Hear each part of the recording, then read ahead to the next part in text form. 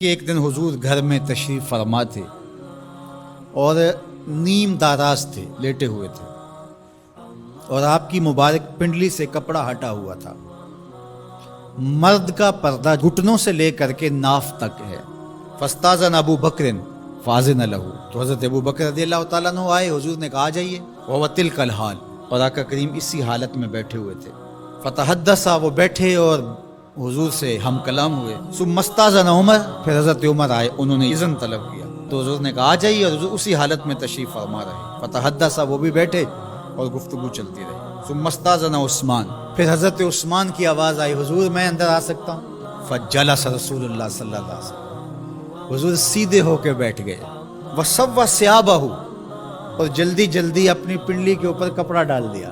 جب یہ لوگ چلے گئے، حضرت ابو بکر رضی اللہ تعالیٰ عنہ بھی، حضرت عثمان بھی، حضرت عمر رضی اللہ تعالیٰ عنہم چلے گئے۔ قالت عائشہ رضی اللہ تعالیٰ عنہ، حضرت عائشہ فرماتی ہیں میں نے کہا حضور ابو بکر آئے تو آپ بیٹھے رہے، جنبش نہیں کی، کپڑا سیدھا نہیں کیا۔ حضرت عمر آئے تو آپ اسی حالت میں رہے اور باتیں چلتی رہی، لیکن جب عثمان آئے تو پھر آپ ایک دم اپنا کپڑا سیدھا کرنے لگے اور اٹھ کے بیٹھ گئے۔ تو سنو میرے حضور نے کیا جواب دیا۔ کہا میں اس سے حیا نہ کروں جس سے اللہ کے فرشتے بھی حیا کرتے ہیں۔ کتنا بد نصیب ہے جو حضرت عثمان غنی پہ زبان درازی کرتا ہے۔ یہ عثمان وہ ہیں جس سے اللہ کے فرشتے بھی حیا کرتے ہیں۔ اللہ اکبر، یہ عظمت حضرت عثمان غنی رضی اللہ تعالیٰ۔ فرماتے ہیں حضرت مرہ بن قاب رضی اللہ تعالیٰ عنہ، حضور نے فتنوں کا ذکر کیا، فرماتے ہیں فمر رجل مقنع فی ثوب، ایک شخص گزرا اور اس نے اپنے سر کے اوپر چادر اوڑی ہوئی تھی، وہ چادر سے اپنے چہرے کو ڈھانپا ہوا تھا۔ فرمایا جب فتنے ہوں گے اور بہت فتنے اتریں گے تو یہ شخص جو گزر رہا ہے، یہ چادر اوڑے جا رہا ہے، یہ اس دن حق پہ ہوگا، یہ ہدایت پہ ہوگا۔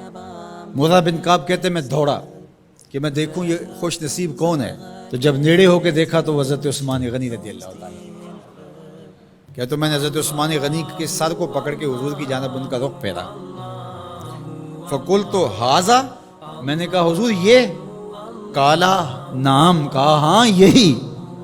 حضور نے حضرت عثمان غنی رضی اللہ تعالیٰ عنہ کی طرف اشارہ کر کے کہا جب فتنے بہت زیادہ ہو جائیں گے تو یہ شخص اس فتنوں کے زمانے میں مظلوماً شہید کیا جائے گا۔ حضرت عثمان غنی رضی اللہ تعالیٰ عنہ پر 40 دن تک پانی بن رہا، اپنے گھر میں معصور ہو کے رہ گئے، سخت اذیتیں کاٹی۔ شہادت سے قبل آپ کی مبارک داڑھی کھینچی گئی، آپ کو اذیت پہنچائی گئی، اور آپ کی اہلیہ کے سامنے حضرت عثمان غنی رضی اللہ تعالی عنہ کو شہید کیا گیا۔ تو حضرت عثمان غنی رضی اللہ تعالی عنہ حضور علیہ السلام کے پیارے صحابی ہیں۔ حضور کی 2 صاحبزادیاں یکے بعد دیگرے حضرت عثمان غنی رضی اللہ تعالی عنہ کے نکاح میں آئیں۔ آپ کے بہت سارے نمایاں وصف ہیں، جن میں حضور کا 2 مرتبہ داماد بننا، اور پھر فرمایا اگر میری اور بھی صاحبزادیاں ہوتی تو میں عثمان سے نکاح کر دیتا، اور پھر ذوالہجرتین 2 ہجرتیں، حبشہ کی جانب اور مدینہ المنورہ کی جانب، پھر شہادت کا اعزاز اولین مسلمانوں میں ان کا شمار ہے، 10 مبشرہ میں ان کا شمار ہے، 4 خلفائے راشدین کے اندر ان کا 3را نمبر ہے۔ جمع قرآن اور نشر قرآن کی سعادت اللہ نے ان کے حصے میں رکھی۔